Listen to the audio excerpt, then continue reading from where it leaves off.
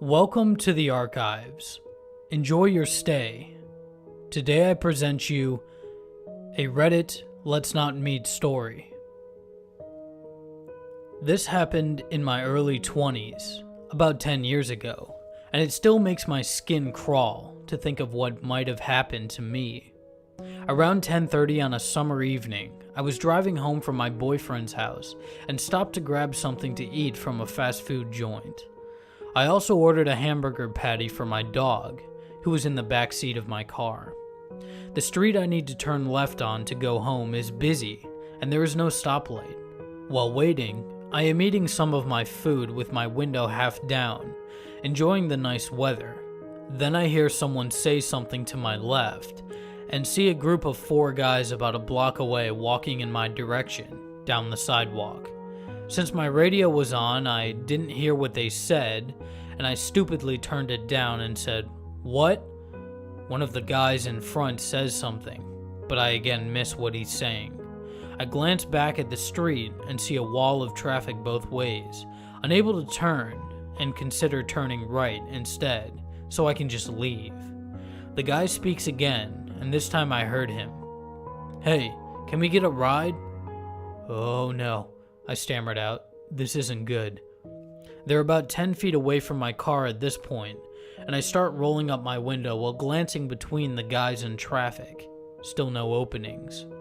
My window almost up, maybe a couple inches left, and I decided to back up into the parking lot and leave via an exit that led through a neighborhood.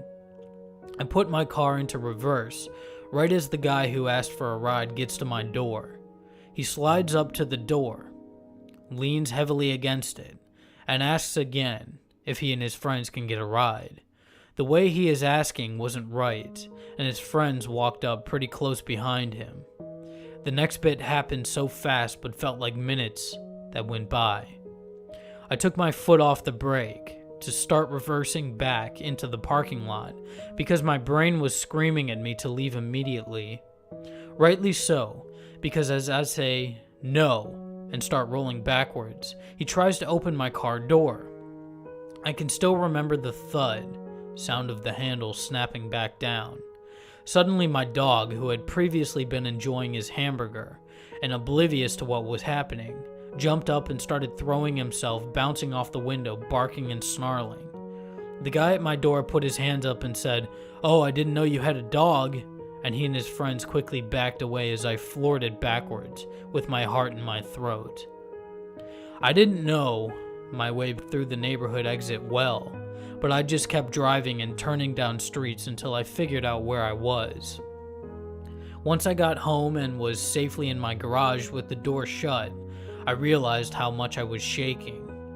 No idea what those guys wanted to do, but I'm very glad I didn't find out.